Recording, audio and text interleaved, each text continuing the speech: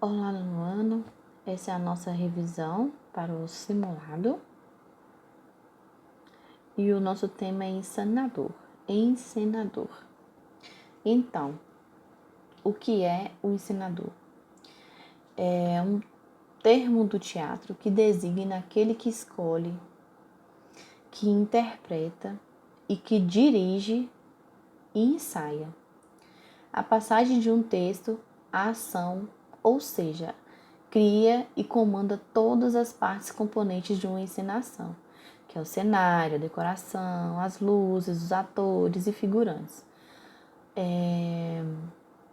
Nomeadamente quanto à presença e atuação e a declaração do movimento e do ritmo. Então, ele que comanda toda a ação.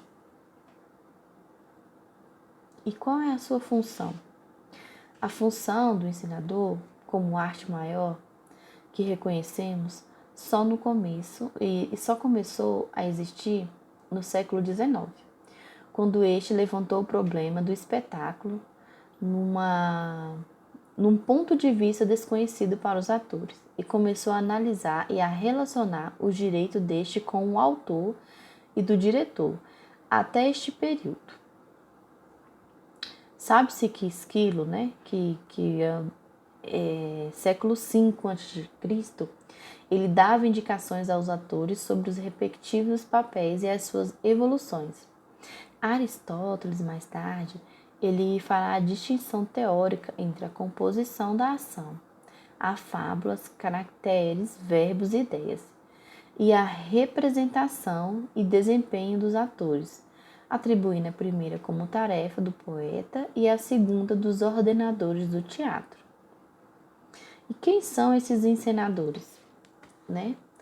Então, salienta-se também que o período por excelência do teatro na Inglaterra, no século XVI e XVII, onde surgem os mestres de companhia e encenadores e os mestres de revel, que são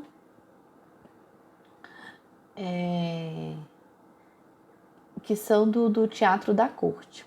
Nesta época, tal comando do período, né, do teatro grego, e o autor dirige os seus próprios espetáculos. Tal foi isso, né, que o Shakespeare, né, que é da Inglaterra, né, o Gil Vicente, em Portugal, e Lopes de Vega ou Cardeon, né,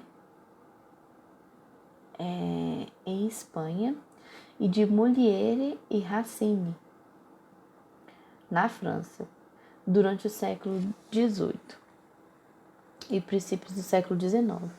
Então, o papel desses encenadores era atribuído ao chefe da companhia, o autor mais experiente do grupo. Então, o mais experiente do grupo, ele era o encenador, né? Ele que tinha essa função de ser o encenador. Não como é agora, né? Nos nossos dias atuais, né?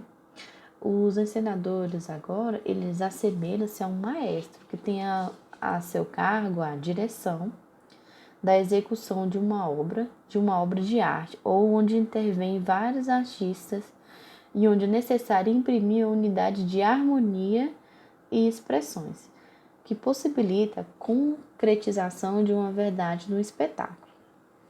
O encenador, ao transportar o mundo das anotações escritas para sua realização plástica, ele apresenta uma interpretação, uma perspectiva pessoal de um autor com base no respeito pela sua linguagem, pela exposição e a filosofia. Então, o que é isso? Ele traz a interpretação do texto que foi dado a ele. Então, ele faz com que os atores interpretem aquele texto que foi dado a ele. Então, nesse sentido, o encenador não se apaga por trás da obra que apresenta. Pelo contrário, ele vai afirmar-se por vez contra o próprio autor, ao introduzir um ponto de vista crítico. Então, ele vai Por exemplo, se uma cena está de uma forma escrita, ele talvez vê que aquilo ali poderia estar fazendo uma mudança para ficar melhor, como colocar algum gesto diferente na expressão do personagem, né? Então, o encenador, ele deverá transmitir o autor, o poeta e o dramaturgo do palco para o espectador, em estado de arte pura, ou seja, a criação pessoal de cada um dos seus meios de expressão deve integrar-se harmoniosamente na sua própria criação, sem ultrapassar o modelo ou a peça conduzindo-os para vias estranhas da sua criação, e estará a invadir o território e atrair o espírito do poeta, e deverá regular a sua ação em função do tipo de teatro e do respectivo público que preenche, através da encenação do palco, as situações incompreendidas ou desconhecidas do espectador perante a palavra do teatro. Então, essa foi a nossa revisão. Eu sugiro a vocês para completarem e assistir a aula 5 do ciclo 3 e a aula 6 do ciclo 3 também, tá? Encenadores, concepções e métodos. Então, bons estudos e até a próxima aula.